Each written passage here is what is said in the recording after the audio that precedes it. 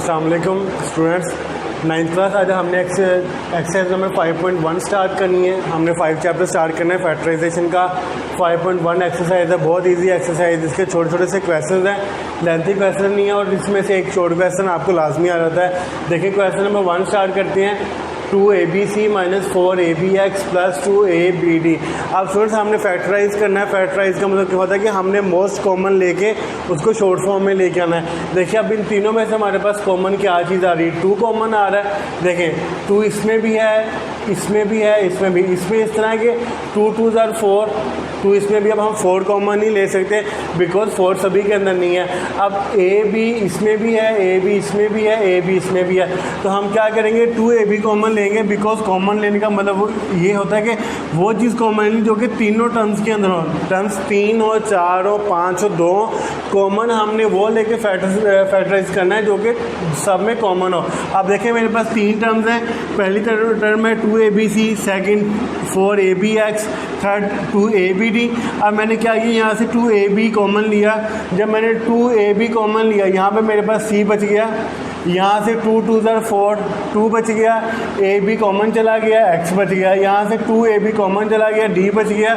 यही आपका आंसर है।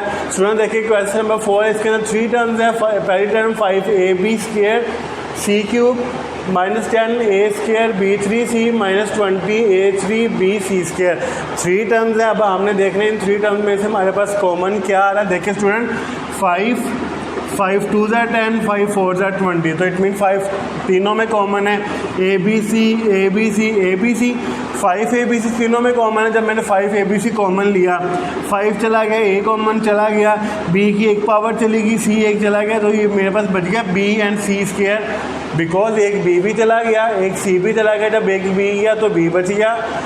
c3 का मतलब क्या था? c 3 time, 1 time c common चला गया, 2 टाइम बच गया, c² लिख दिया। 5 2s are 10, a² मतलब a 2 टाइम, 1 टाइम कॉमन चला गया, 1 टाइम बच गया। b3 मतलब b 3 टाइम, 1 टाइम कॉमन गया, 2 टाइम बच गया। c 1 टाइम था वो कॉमन चला गया। 5 4s are 20, a3 मतलब a 3 टाइम, 1 टाइम यहाँ पे कॉमन आया, 2 टाइम यहाँ पे बच गया।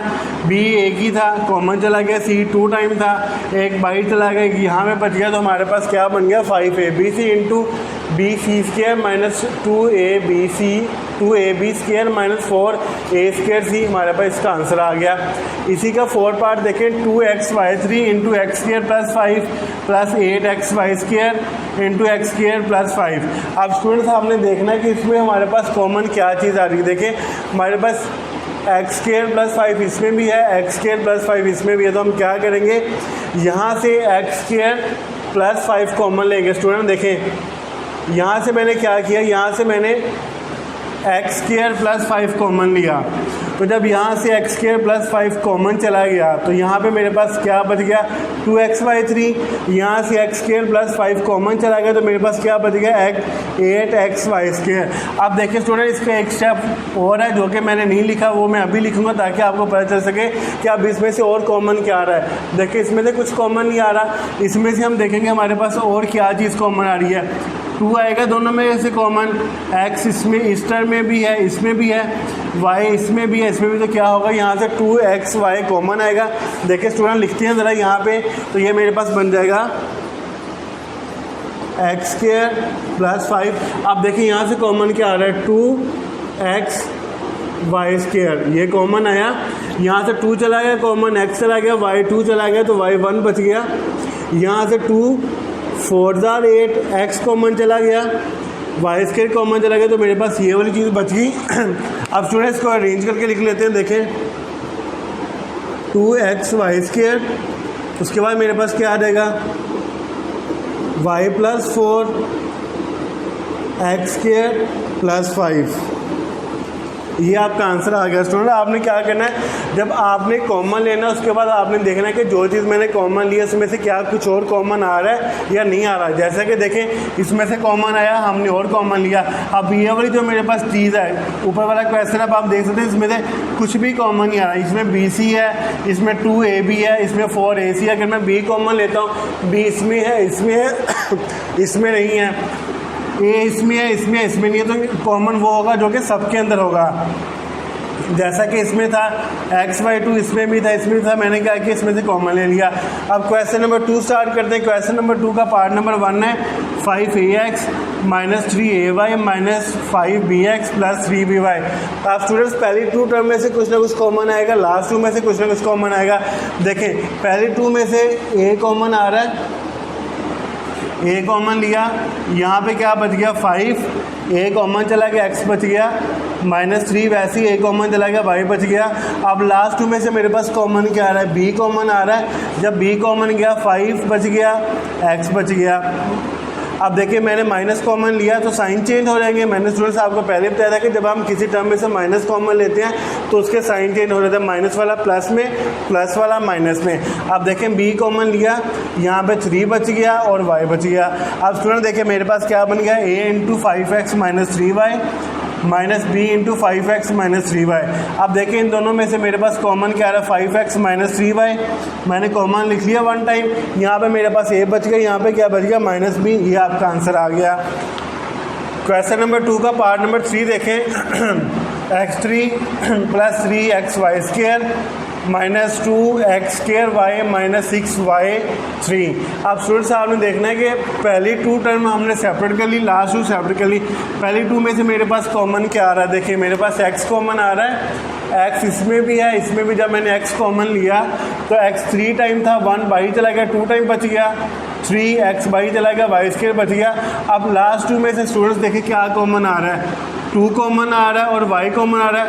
जब मैंने 2 and y कॉमन लिया तो यहाँ पे x² बच गया, माइनस बाहर गया, कॉमन गया तो यहाँ पे प्लस हो गया। माइनस जब आपको पता है कि माइनस कॉमन लेते हो तो साइन चेंज हो जाते हैं, ये माइनस वाला प्लस में चेंज हो गया, 2 3 6 आ गया, y3 था, इट मीन y 3 टाइम था, 1 टाइम कॉमन चला गया, 2 टाइम बच गया।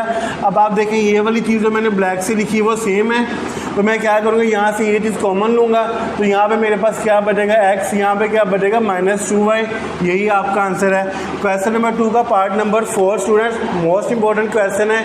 ये वाला क्वेश्चन मोस्टली शॉर्ट क्वेश्चन में आता है। देखें x² - y² × z + y² - z² × x। अब हमने क्या करना है, पहले z एंड x को मल्टीप्लाई करना है। मल्टीप्लाई करते हैं, z मल्टीप्लाई हुआ x² के साथ तो मेरे पास बन गया x² z मल्टीप्लाई हुआ y² के साथ plus minus minus y² z।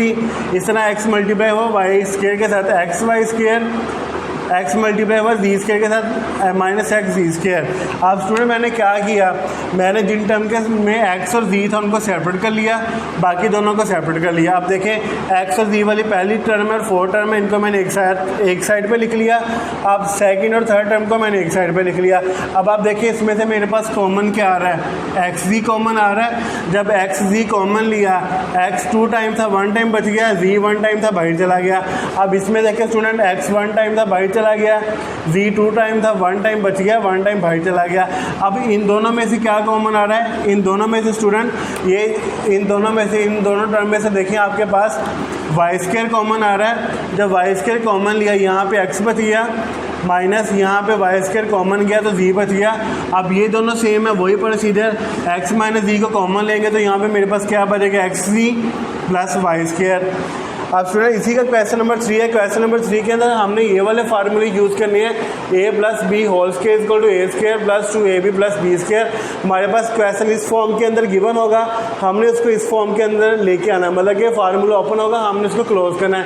इस तरह माइनस वाला है, a - b whole square = a² - 2ab + b² open होगा, इसको हमने क्लोज करना। देखें क्वेश्चन नंबर 3 है मेरे पास 144a² + 24a + 1। स्टूडेंट जब इस तरह क्वेश्चन आएंगे तो आपने चेक करना फर्स्ट वैल्यू को, लास्ट वैल्यू को। अगर वो कंप्लीट स्क्वायर होगी तो आपने देखे फर्स्ट और लास्ट वैल्यू कंप्लीट स्क्वायर होगी तो आपने हमारे पास ये वाला फार्मूला बन जाएगा। आपने क्या करना है, उसको इस फॉर्म में लिख देना है। देखिए 144a², 12a का स्क्वायर बन गया, 1 का स्क्वायर 1, तो इसको मैं लिख लिया 2a and b, 2 first value, last value 2 12 are 24 ये बन गया। तो इसको जब मैं क्लोज करूँगा तो मेरे पास बन जाएगा first value 12a plus last value 1 इसका स्क्वायर। तो मेरे पास क्या होगा स्टूडेंट, ये रिवर्स प्रोसेस होगा। देखिए पहले जब हम क्वेश्चन करते थे हमारे पास ऐसे फार्मूला होता था, हम इस फॉर्म में लेके आते थे, फिर इस तरह ओपन करते थे। अब हमारे पास क्या होगा, फार्मूला ओपन होगा, हमने इसको क्लोज करना है। अब देखिए इसी का 4 part 12x square minus 36x plus 27। अब स्टूडेंट्स आप देखिए ना तो फर्स्ट वैल्यू कंप्लीट स्क्वायर है ना लास्ट वैल्यू कंप्लीट स्क्वायर है। तो जब ऐसा क्वेश्चन होगा कि first value last value complete square नहीं होगी तो हम देखेंगे इसमें से हमारे पास क्या चीज़ कॉमन आ रही है। देखें इसमें से 3 कॉमन आ रहा है, 3 4 12 x स्क्वायर वैसे ही आ गया, 3 1 3 3 2 6x आ गया, 3 9 27, 3 कॉमन ले लिया। अब देखें student 4x square complete square 9 complete square, तो हम क्या करेंगे 2 फर्स्ट वैल्यू लास्ट वैल्यू जो साइन यहाँ पे होगा मैंने वही यूज़ किया, 2 2 4 4 3 12x बन गया आपके पास। अब हम क्या करेंगे फर्स्ट वैल्यू लिखेंगे, ये वाला दरमियान वाला साइन यूज़ करेंगे, लास्ट वैल्यू लिखेंगे, स्क्वायर को क्लोज कर देंगे। देखिए स्टूडेंट हमारे पास ये रिवर्स प्रोसेस है, पहले इस तरह होता था, हम करते थे पहली वैल्यू का square minus 2 first value last value का स्क्वायर, फिर इसको इस तरह से एक्सपेंड करते थे, मल्टीप्लाई करते थे। अब हमारे पास ये रिवर्स प्रोसेस है। अब क्वेश्चन नंबर 1 का 2 3 5 पार्ट, क्वेश्चन नंबर 2 का सेकंड पार्ट, क्वेश्चन नंबर 3 का सेकंड एंड थर्ड पार्ट, ये आपने खुद करने हैं।